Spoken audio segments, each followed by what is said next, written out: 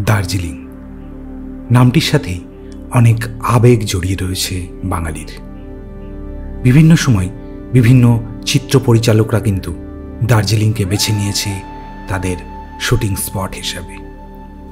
দার্জিলিং নামটি এসেছে তিব্বতিয়ান শব্দ দর্জে অর্থাৎ বজ্রপাত এবং লিং শব্দের অর্থ তিব্বতিয়ান ভাষায় ভূমি অর্থাৎ বজ্রপাতের ভূমি।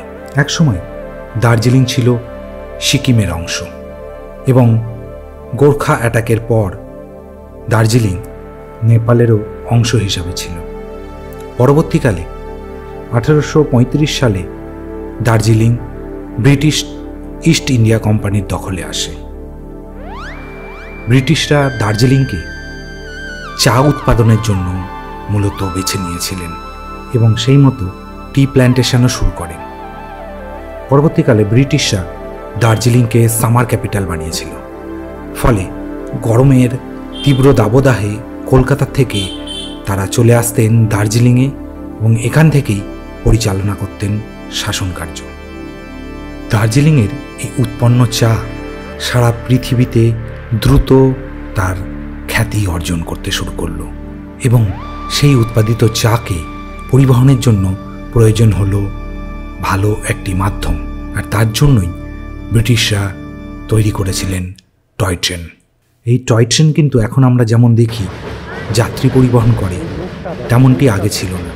প্রথমের দিকে টয় ট্রেনের মাধ্যমে দার্জিলিংয়ের চা পাতা পৌঁছে যেত এনজিপি স্টেশন এবং সেখান থেকে আবার ট্রেনে করে কলকাতা থেকে বন্দর পথে পৌঁছে যেত ইউরোপ আমেরিকার বিভিন্ন বাজারে। এই দার্জিলিং হিমালয়ান রেলওয়ে আজ ইউনেস্কো দ্বারা ওয়ার্ল্ড হেরিটেজের সম্মান পেয়েছে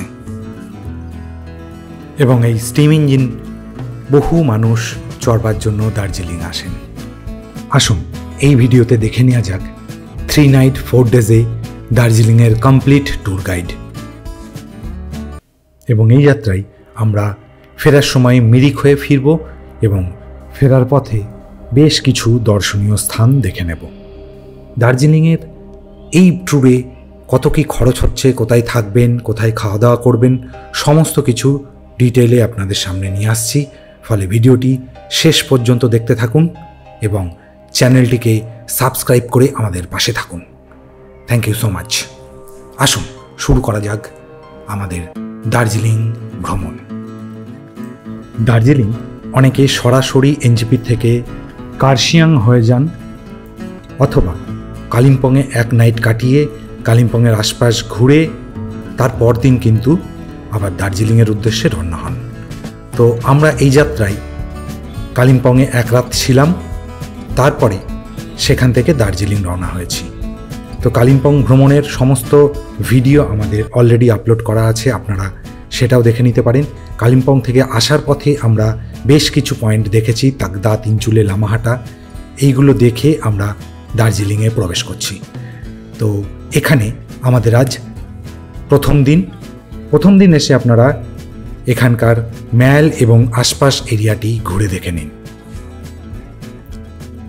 দার্জিলিংয়ে চেষ্টা করবেন এই ক্লক টাওয়ারের পাশে যে গান্ধী রোড রয়েছে, গান্ধী রোডের ওপরে বেশ কিছু বাজেট হোটেল রয়েছে। আমি কিন্তু সেরকমই একটি বাজেট হোটেলে ছিলাম, মাস্কাটেল ফেয়ারমন্ট। একটু অফ সিজনে এটা 800 থেকে 900 টাকায় রুম পাওয়া যায়। হোটেলে গিয়ে ফ্রেশ হয়ে বেরিয়ে পড়লাম ম্যালের উদ্দেশ্যে। এই দিন সন্ধেবেলাটা ম্যালের আশপাশে ভালোভাবে ঘুরে দেখে নিন। সেখানে আপনারা সারা সন্ধেটা কাটান, তারপরে খাওয়া দাওয়া করে আজকের মতো রেস্ট নিন। আগের থেকে গাড়ি ঠিক করে রাখবেন অথবা ওখানে পৌঁছে ট্যাক্সি স্ট্যান্ড আছে, সেখানে গিয়ে যোগাযোগ করে কথা বলে রাখবেন পরদিন আপনারা যে পয়েন্টগুলো ঘুরবেন সেই সব ব্যাপারে। পার ডে 3 থেকে 3,500 কিন্তু গাড়ি ভাড়া পড়বে। আমি ড্রাইভারের নাম্বার দিয়ে রাখছি, প্রয়োজনে এর সাথে যোগাযোগ করে নিতে পারেন। পরদিনই 3:30টার সময় উঠে রেডি হয়ে বেরিয়ে পড়লাম টাইগার হিলের উদ্দেশ্যে।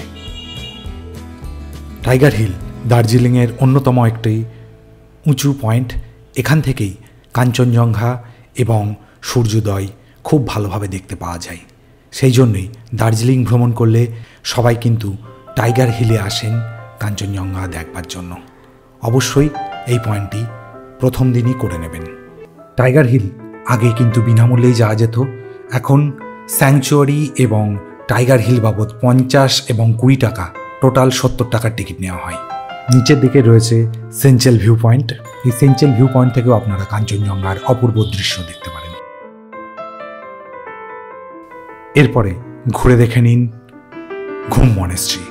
ফেরার পথেই পড়বে এই ঘুম মনেস্ট্রি, ঘুম স্টেশনের কাছেই আছে, এটা অবশ্যই দেখে নেবেন।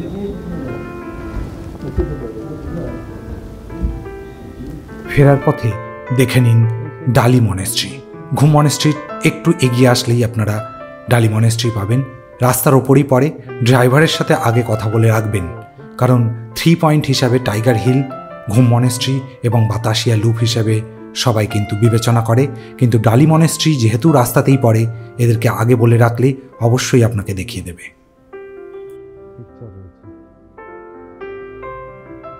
আর বাতাসিয়া লুপে এইখানে মূলত ট্রেনটা এসে দাঁড়ায়। আর এইখানে রয়েছে ওয়ার মেমোরিয়াল, যেটা এই ওয়ার মেমোরিয়ালটা তৈরি হয়েছে গোর্খা রেজিমেন্টের বিভিন্ন শহীদদের স্মরণে। আর পিছনে রয়েছে এই যে কাঞ্চনজঙ্ঘা,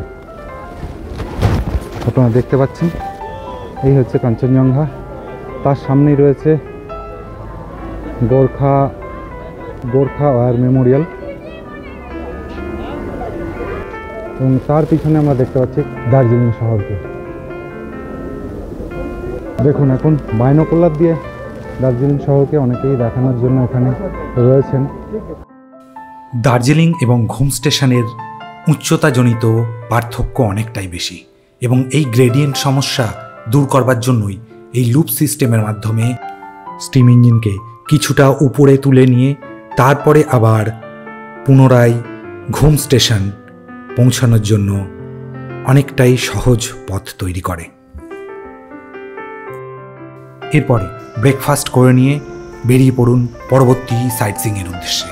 প্রথমেই চলে আসুন জাপানিজ টেম্পল দেখতে, এবং তার পাশেই রয়েছে piece pagoda, world piece pagoda. এই পিস প্যাগোডাটা উড়িষ্যার ধওলগিরিতে যে পিস প্যাগোডাটা রয়েছে তার সাথে এই প্যাগোডারও কিন্তু অনেকটাই মিল রয়েছে। এখানে ভগবান বুদ্ধকে বিভিন্ন পশ্চারে আপনারা দেখতে পাবেন, কখনো বসে, কখনো দাঁড়িয়ে, কখনো শায়িত অবস্থায়।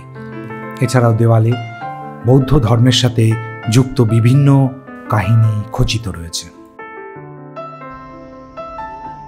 এরপরে দেখে নিন Darjeeling zoo. Padmaja Naidu Himalayan zoological park. এই বাঁ দিকে রয়েছে টিকিট কাউন্টার, 110 টাকা করে পার হেড টিকিট। এইখানে টিকিট কেটে নিয়ে আপনারা ভেতরে চলে আসুন। ঢুকে প্রথমেই চোখে পড়বে বিভিন্ন প্রজাতির হরিণ।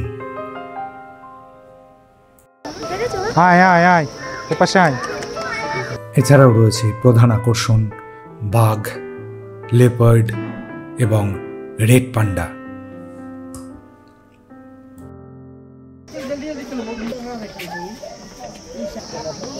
এটা এই জুয়েরই ওপর দিকে রয়েছে বেঙ্গল ন্যাচারাল হিস্ট্রি মিউজিয়াম। এরই পাশেই রয়েছে Himalayan mountaineering institute, HMI Darjeeling. সেই ইনস্টিটিউটে বিভিন্ন রকম মাউন্টেনিয়ারিং কোর্স, বেসিক এবং অ্যাডভান্স ট্রেনিং দেওয়া হয় মিলিটারি এবং সিভিলিয়ান। আপনারা চাইলে এখান থেকে মাউন্টেনিয়ারিংয়ের কোর্স করতে পারেন। তো সেই মাউন্টেনিয়ারিং ইনস্টিটিউটের আশপাশটা আপনারা দেখে নিন, তারপরে চলে আসুন এদেরই মিউজিয়াম দেখতে।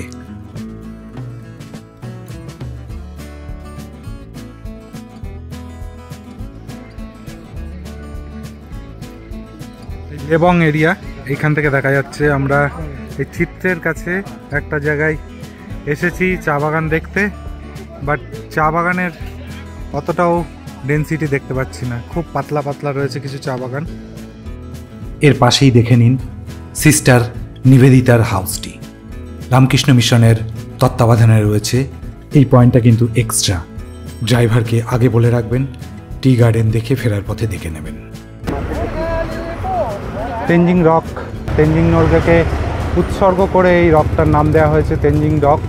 আপনারা এখানে এসে দেখতে পারেন, রক ক্লাইম্বিং এক্সপিরিয়েন্স করতে পারেন, সেইটার জন্যই কিন্তু এটা বানানো আছে। ভেতর দিয়ে ওই পাশ দিয়ে এন্ট্রি, এসে এই বাজারের ভেতর দিয়ে আপনারা এই রকটাতে ঘুরে যেতে পারেন। তেনজিং রকের পাশেই রয়েছে গম্বু রক। এই দুটোতেই রক ক্লাইম্বিংয়ের ট্রেনিং হয়। এরপরে চলে আসুন রোপওয়ে চড়বার জন্য। রোপওয়েকে সবার শেষ পয়েন্ট রাখবেন, কারণ অনেক সময় রোপওয়ের লাইনে ভিড় হয়, ফলে অন্যান্য পয়েন্ট কিন্তু আপনার মিস হয়ে যেতে পারে। এবং রোপওয়ের পার হেড 260 টাকা করে টিকিট মূল্য। নিচে যে চা বাগান রয়েছে সেখানে আপনাদের নামিয়ে দেবে, তারপরে আবার এই রোপওয়ের মাধ্যমে আপনারা উঠে আসবেন।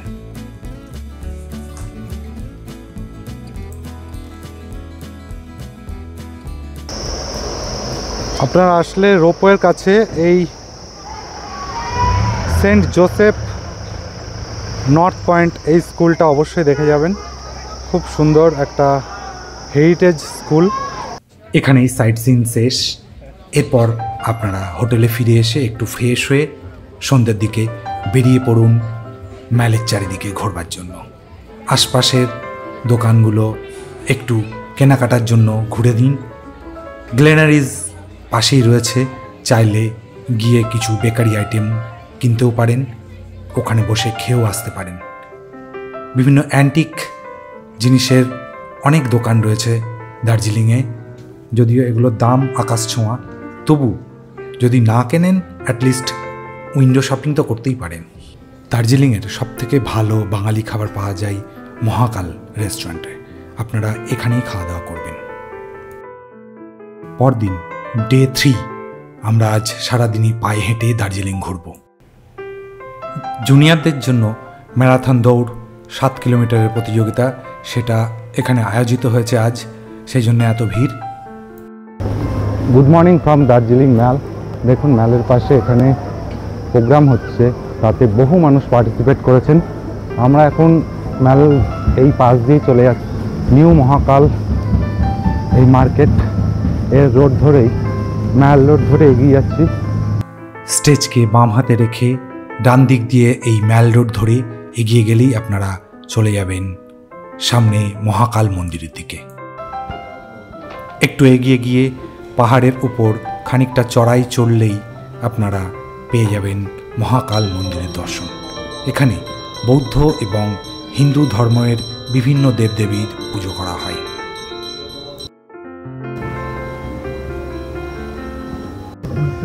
এই দেখুন, এটা open multi gym, rotary club Darjeeling, এদের কোলাবোরেশনে তৈরি হয়েছে। বিভিন্ন মানুষজন দেখেন ওপেন এখানে জিম করতে পারেন। এই ম্যাল রোড ধরেই আরও কিছুটা সামনে এগিয়ে গেলে এখন কাঞ্চনজঙ্ঘা এই অবজারভেটরি থেকে বহু মানুষ সকালবেলা এসে কাঞ্চনজঙ্ঘার যে অপূর্ব দৃশ্য সেটা দেখছেন। এইখান থেকে দেখতে পাচ্ছেন, মাঝখান দিয়ে দেখুন অপূর্ব সুন্দর লাগছে এই কাঞ্চনজঙ্ঘাকে দেখতে। হাঁটতে হাঁটতে আমি এখন রাজভবনের কাছাকাছি চলে এসেছি। এখান থেকে আমি এখন যাব নাইটিঙ্গেল পার্ক, রাজভবনের সামনে। পাশ দিয়ে যে ডান দিকে রাস্তাটা গেছে সেই রাস্তাতে এগিয়ে যাচ্ছি।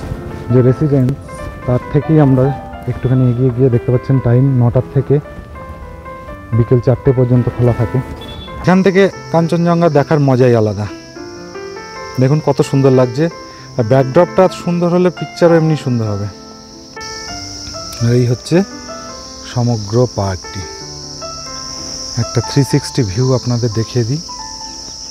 আর এরপর চলে আসুন সেন্ট অ্যান্ড্রুজ চার্চ দেখবার জন্য। এটা ভানু ভবনের একবারে পাশেই অবস্থিত। আপনারা রাজভবনের উল্টো দিকের রাস্তা ধরে সোজা এগিয়ে আসলেই এই চার্চটা দেখতে পাবেন। এর পাশেই রয়েছে ভানু ভবন। এরপরে দেখে নিন গোর্খা টেরিটোরিয়াল অ্যাডমিনিস্ট্রেশন এই ভবনটি। চার্চের পাশ দিয়ে একটু ওপরে উঠে গেলেই আপনারা পেয়ে যাবেন জিমখানা ক্লাব।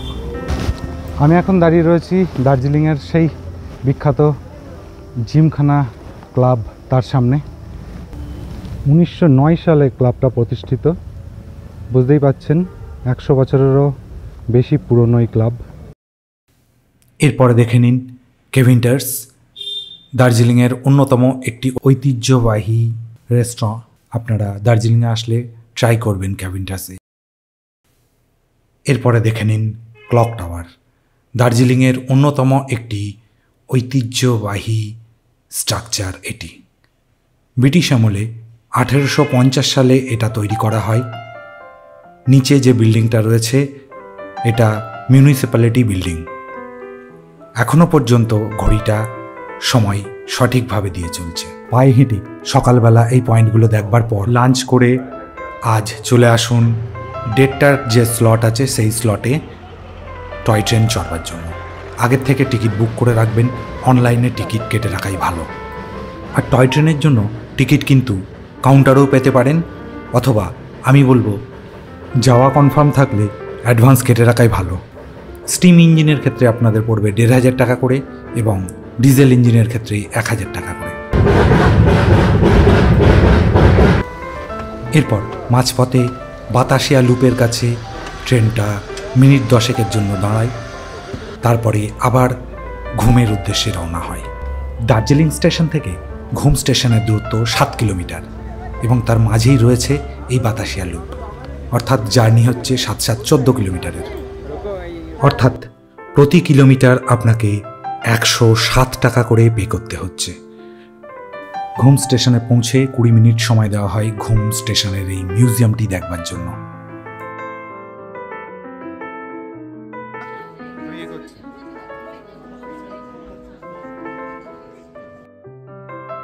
টয় ট্রেন যাত্রা শেষ করে সন্ধেবেলাটা কেভিন্টাসে খাওয়া দাওয়া সারলাম। এখানের চিকেন প্ল্যাটার খুবই ফেমাস, সেটা ট্রাই করলাম, কিন্তু ভেতো বাঙালি তো খুব যে ভালো লেগেছে তাও বলবো না, তবু আপনারা ট্রাই করে দেখবেন, অনেকের ভালোই লাগে খেতে। আজকেই দার্জিলিংয়ের শেষ রাত্রি, ফলে কেনাকাটা যা টুকটাক বাকি ছিল সেরে নিলাম।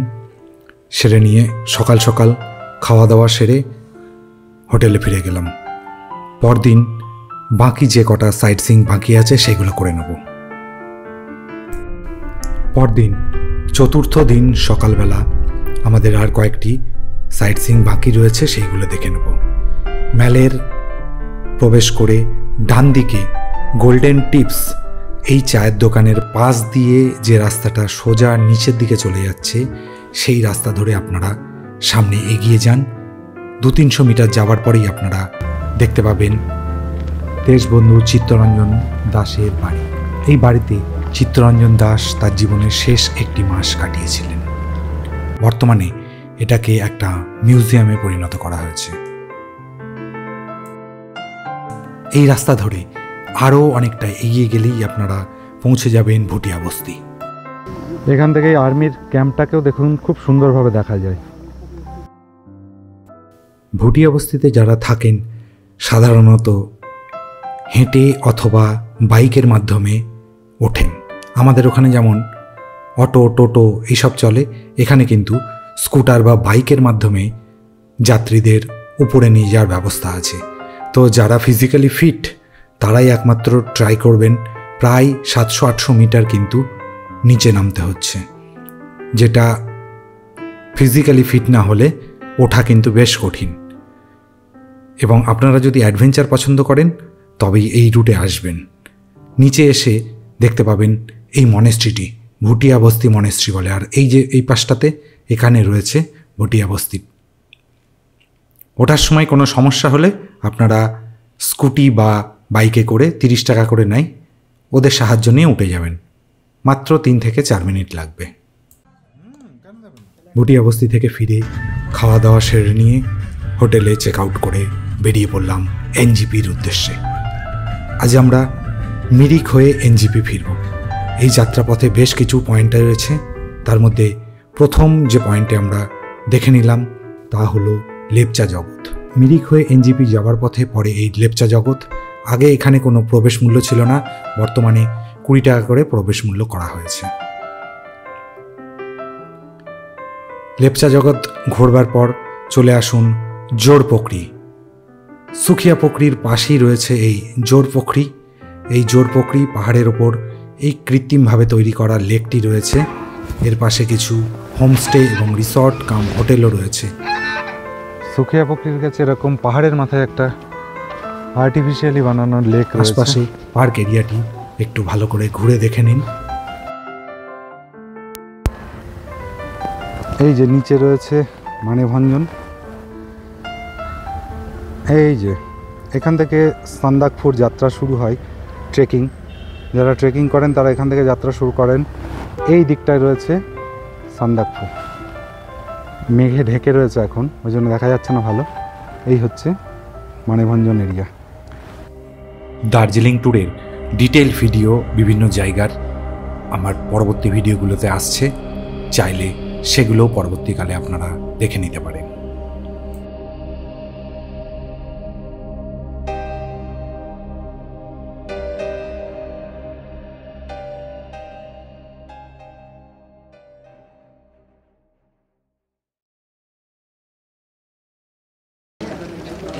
এই হচ্ছে নেপালের বর্ডার, দেখতে পাচ্ছেন পশুপতি যে ফটক সেই মার্কেটে। এদিকে আছে নেপাল ভিতরের দিকে। এই পশুপতি ফটকের কাছে আমরা এসেছি। এই পশুপতি মার্কেট আরও নিচে আছে, কিন্তু আমরা গেলাম না ভেতরে, টাইম নেই অত। পিছনে পুলিশের চেকপোস্ট রয়েছে 3টে পরপর। ওয়েস্ট বেঙ্গল পুলিশের একটা অফিস রয়েছে, সাথে রয়েছে নেপাল পুলিশের চেকপোস্ট পয়েন্ট। 3খানা দেখুন ব্যারিকেড রয়েছে করা। আর ওখানে কাস্টম ডিপার্টমেন্টের একটা চেকপোস্ট রয়েছে। এখানে নেপালি পুলিশ, তারা কিন্তু চেক করে তবে ঢুকতে দিচ্ছেন। এরপর পৌঁছে গেলাম গোপালধারা টি গার্ডেনে। দেখুন পিছনে রয়েছে কি সুন্দর থরে থরে সাজানো পাহাড়ের গায়ে চা গাছ, অপূর্ব সুন্দর লাগছে। একটুও মাঝখানে ফাঁকা নেই। আর এখানে কিন্তু প্রবেশের কোনো টিকিট নেই। গাছে হাত দেবেন না, কোনো পাতা তুলবেন না, তুললেই 500 জরিমানা হয়ে যাবে, 500 টাকা। আদারওয়াইজ আপনারা পাশে এসে দাঁড়িয়ে যত পারেন ছবি তুলুন। গোপালধারা ট্রি গার্ডেন দার্জিলিংয়ের অন্যতম একটি সেরা চা বাগান। এরপরে যাত্রাপথে আরও বহু চা বাগান পরপর আমরা দেখতে দেখতে মিরিকের দিকে এগিয়ে গেলাম। এই পথ দিয়ে যাবার সময় অপূর্ব সুন্দর এই মনোরম চা বাগানগুলো দেখতে দেখতে আপনি এগিয়ে যাবেন মিরিকের দিকে। দার্জিলিং এলে সবাই এই পথকেই প্রেফার করে ফেরবার জন্য।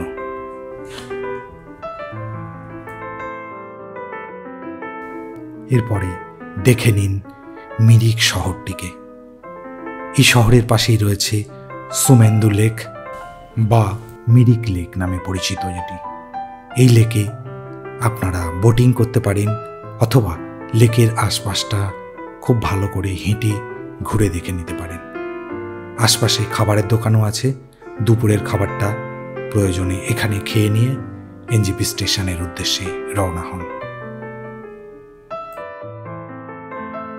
দার্জিলিং ভ্রমণের মোটামুটি কেমন কী খরচ হয় আপনাদের একটা আইডিয়া দেওয়ার চেষ্টা করছি। 3 নাইট 4 ডেজ মানে মোটামুটি 4 দিনের একটা জার্নির জন্য আপনাদের ট্রেনের টিকিট, যাওয়া আসা স্লিপার ক্লাসে মোটামুটি 4 জনের জন্য 3000 টাকা মতো খরচ হবে।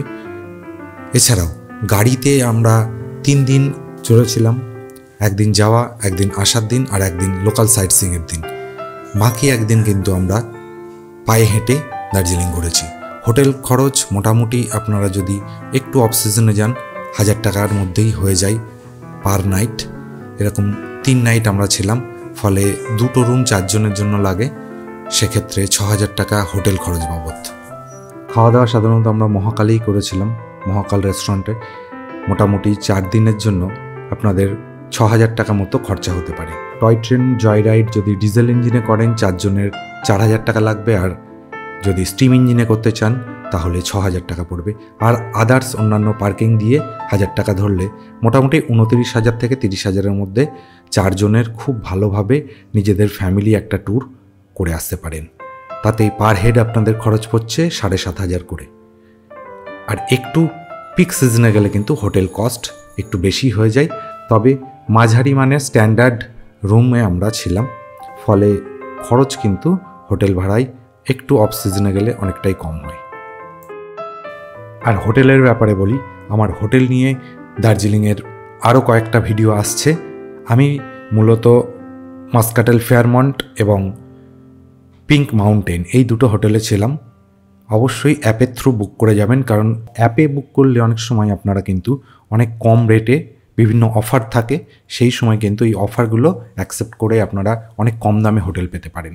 তো বিভিন্ন যে হোটেল বুকিং অ্যাপ আছে সেগুলোতে বিভিন্নভাবে ট্যালি করে দেখুন, যারা একটু কম প্রাইস দিচ্ছে পরিচিত অ্যাপগুলোর থ্রুই অবশ্যই করবেন, সেইগুলো দিয়েই আপনারা বুক করে নেবেন। আর শনি রবিবার অ্যাভয়েড করার চেষ্টা করবেন, কারণ ওই সময় রেটটা কিন্তু বেশি চলে।